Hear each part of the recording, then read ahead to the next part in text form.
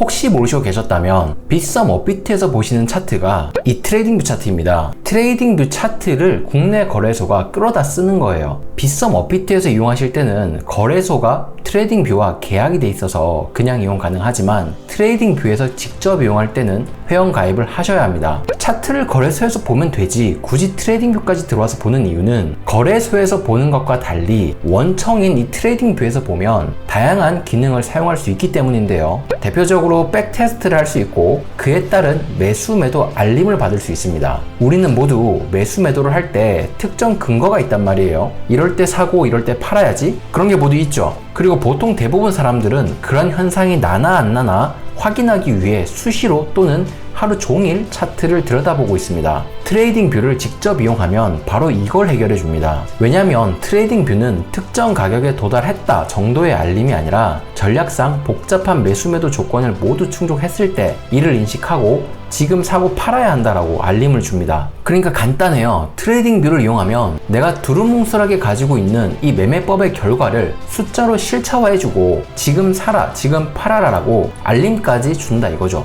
너무 편한 거죠. 물론 이건 매매 로직에 대한 알고리즘을 가지고 있을 때라는 가정이 있지만 알고리즘은 제가 공유해 드릴 거니까 큰 문제가 안 됩니다. 알고리즘을 무료 공유받는 방법은 정말 간단해요. 제가 드린 링크로 트레이딩뷰 무료 회원 가입을 하시고 로그인 하신 후에 드린 또 다른 링크로 들어오셔서 인디케이터 즐겨찾기 추가를 눌러주세요. 이것만 하시면 구독자님들이 하실 건 끝난 거예요. 이후 제게 트레이딩뷰 아이디를 알려주시면 제가 해당 아이디로 제 알고리즘 사용 권한을 넣어드렸다고 개별적으로 말씀을 드릴 거예요. 그럼 이제 트레이딩뷰에서 지표를 클릭하고 즐겨찾기를 누르면 꺽 1호 블랙이라고 제 알고리즘이 추가되어 있는 걸 확인하실 수 있습니다. 꺽 블랙 1호를 클릭하시면 이렇게 차트 안으로 알고리즘이 들어옵니다. 그런데 여기서 일부 구독자님들은 이렇게 유료로 전환해라 라고 창이 뜨는 분이 계세요. 그건 왜 그러냐면 트레이딩뷰는 지표 2개까지 무료로 사용할 수 있습니다. 거래량도 지표 하나로 간주하고 이동평균선도 지표 하나로 간주해요. 그리고 제 알고리즘도 지표 하나로 간주됩니다. 그래서 만약 거래량과 이동평균선이 켜져 있는 상태에서 제 알고리즘을 추가하면 지표가 3개가 되기 때문에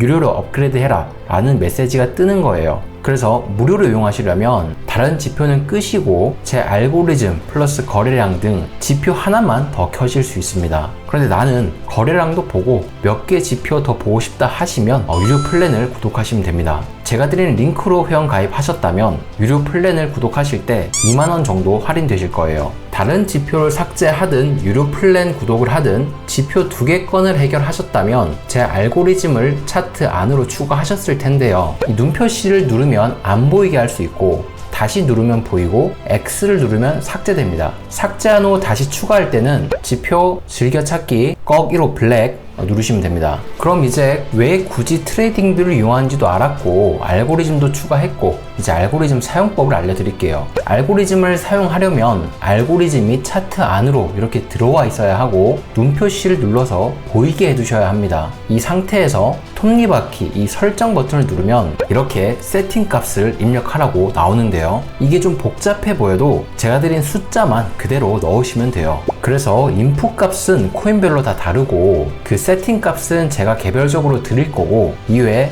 속성, 모습, 보임은 코인이 다 달라도 세팅이 다 동일하기 때문에 영상과 같이 세팅해 주시면 됩니다. 속성은 이렇게 세팅해 주시면 되고요. 모습은 이렇게 세팅하시고 이평선은 개인적 취향에 맞게 변경하셔도 돼요. 변경하시려면 여기 이평선을 클릭하셔서 색깔이나 투명도, 두께 등을 변경하실 수 있습니다. 보임은 이렇게 날만 클릭하시고 나머지는 다 선택 해제하시면 됩니다. 그리고 확인. 자, 이렇게 알고리즘 사용법까지 다 익히셨습니다. 그럼 이제 백테스트 결과 보는 법을 알려드릴게요. 우선 제가 드린 세팅 값을 입력하시면 해당 전략을 수행했을 때의 결과가 아래 전략 테스터란 항목에 나오고 차트에는 롱, 숏, 스탑이라고 언제 매매했다가 기록되어 있습니다. 이 부분을 드래그 하시면 특정 영역을 줄이고 늘릴 수 있어요. 우선 이 차트부터 보시면 급등 전 매수하거나 급락 전 매도하는 등 기가 막힌 자리에서 매매된 경우가 정말 많을 거예요. 결과적으로 횡보를 한 장에서는 실시간 정방향 포지션을 잡기 위해서 손실을 최소화한 채 포지션 대응을 한 부분도 확인하실 수 있을 거예요. 시그널은 매일 오전 9시에 매수는 롱,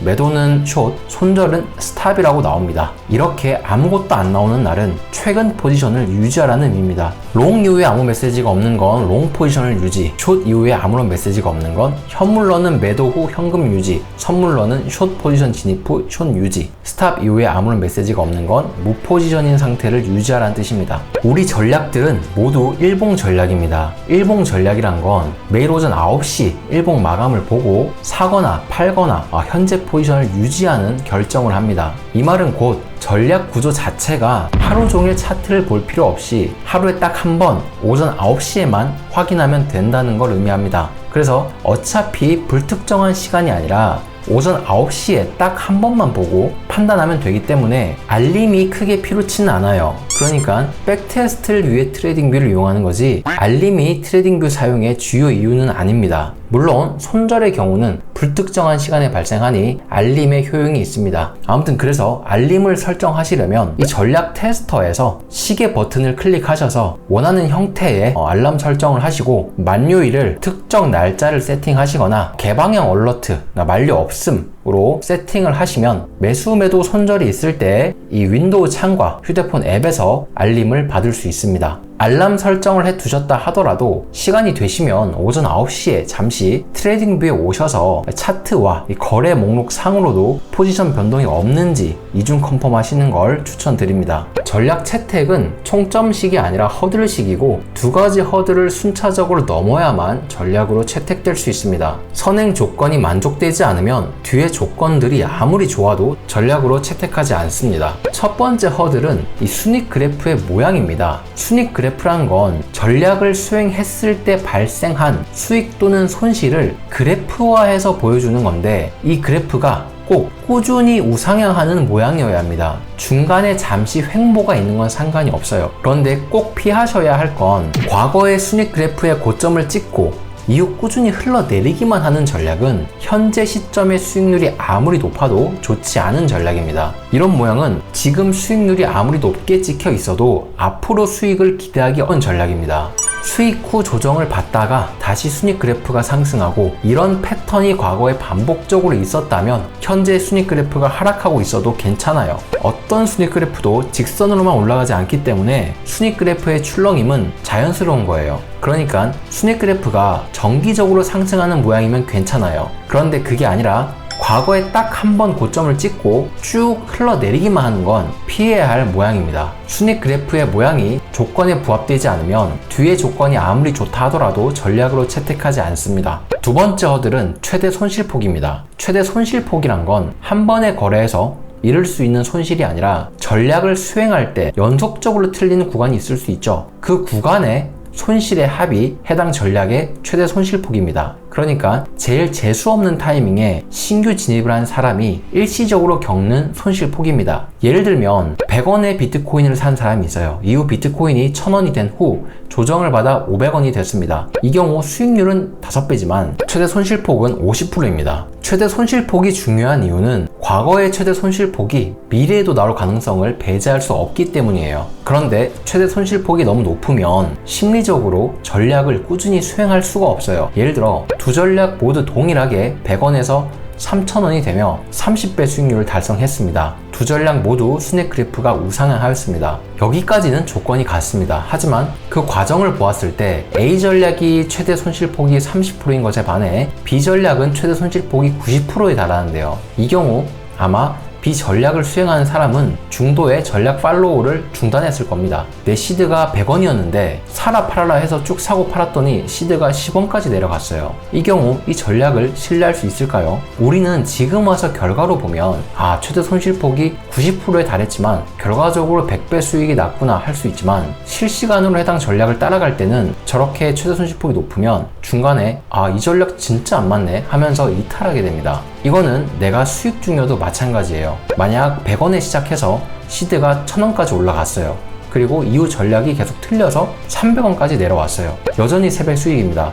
손실은 아니에요. 하지만 이 경우도 어쩌면 예전에는 잘 맞았는데 이제는 잘 안 맞네? 이쯤 해야겠다 하면서 이 경우도 이탈할 확률이 높아요. 그래서 최대 손실폭이 높은 전략은 아무리 수익률이 높아도 전략으로 채택하지 않는다입니다. 최대 손실폭이 30% 미만이면 아주 좋고 30%에서 55%면 보통, 55% 이상이면 리스크가 높습니다. 대부분의 투자자분들이 사용하는 존버 전략은 최대 손실폭이 85%쯤 됩니다. 대부분 코인들이 하락장에서 고점 대비 85% 이상 빠지기 때문에 존버 전략의 최대 손실폭은 85%입니다. 그 다음 승률에 대해 조금 말씀드릴게요. 승률은 전략 채택의 메인 기준이 절대 아닙니다. 승률이라는 게 굉장히 기만적인 표현이에요. 새 전략의 순위 그래프 모양입니다. 어떤 전략이 수익이 더 많이 나나요? A 전략이죠. 그런데 A 전략은 승률이 25%고 B 전략과 C 전략은 75%입니다. A 전략이 추세 매매예요. 추세 매매는 승률은 낮은 수익률이 높은 특징이 있어요. 승률이 낮음에도 세계 유수의 헤지 펀드들은 추세 매매를 채택합니다. 돈이 되기 때문이에요. 추세와 횡보의 비율은 통상 2대8입니다. 차트에서 추세 구간 비율이 20%밖에 안 되기 때문에 구조적으로 추세 매매 승률이 높을 수가 없어요. 추세 구간이 없는데 어떻게 승률이 높을 수 있겠어요? 이게 바로 추세 매매의 승률이 30% 언저리인 이유입니다. 그럼에도 수많은 헤지 펀드들이 추세 매매를 채택하는 이유는 손실은 전략, 리스크 관리를 통해 짧게 제한할 수 있기 때문이에요.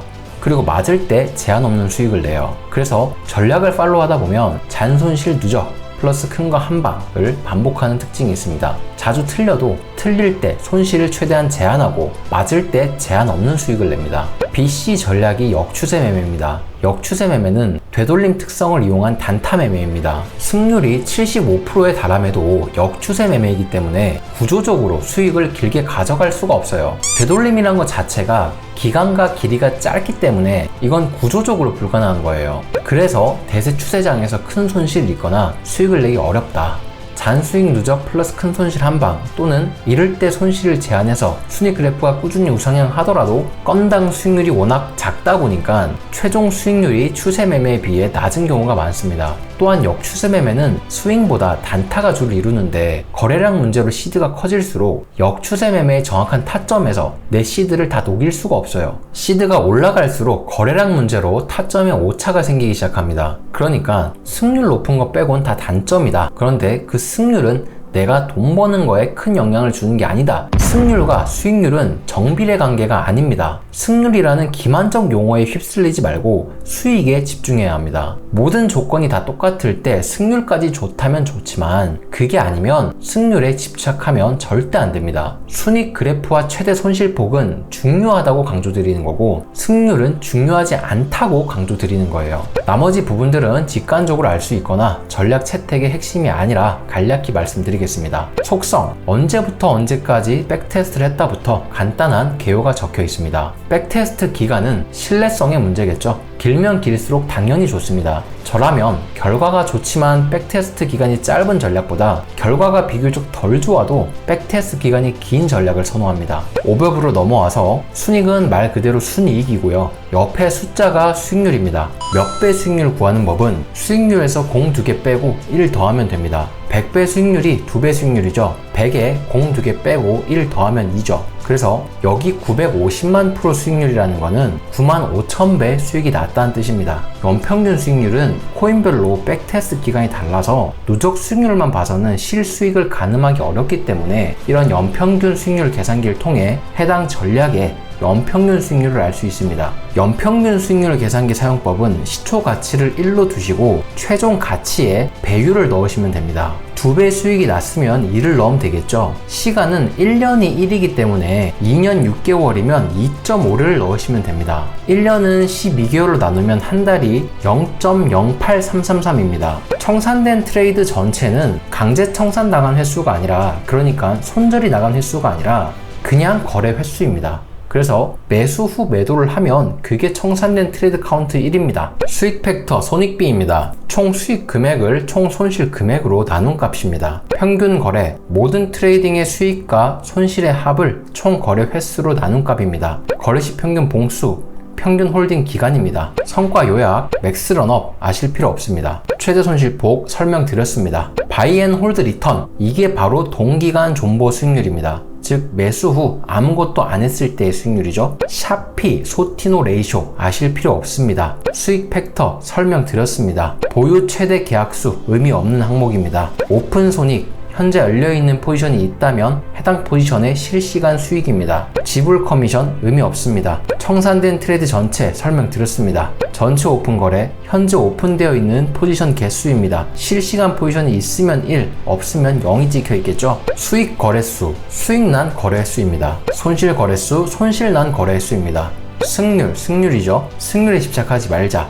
누누이 강조드립니다. 승률은 전략 채택의 주요 기준이 절대 아닙니다. 굉장히 기만적인 용어이기 때문에 이를 걸러낼 수 있어야 합니다. 승률에 집착하는 사람은 10중 8구 승률은 수익률이다 라고 오인하는 초보 투자자들 뿐입니다. 평균 거래 설명드렸습니다. 평균 수익 거래, 수익이 나면 평균 이 정도 수익이 난다. 평균 손실 거래, 손실이 나면 평균 이 정도 손실이 난다. 평균 수익, 평균 손실 비율, 나눈 값이겠죠 서로. 최대 수익 거래, 한 번에 매매해서 가장 수익이 많이 나는 거래의 수익률입니다. 최대 손실 거래, 한 번의 거래에서 가장 큰 손실이 난 거래의 손실률입니다. 거래 시 평균 봉수 설명드렸습니다. 수익 거래 시 평균 봉수, 수익이 날 때 평균 홀딩 기간, 손실 거래 시 평균 봉수, 손실이 날 때 평균 홀딩 기간, 마진콜 0이 찍혀 있어야 합니다. 거래 목록, 거래를 누르시면 오름차순, 내림차순 변경하실 수 있고, 특정 거래의 이 좌표 버튼을 누르시면 차트가 해당 거래로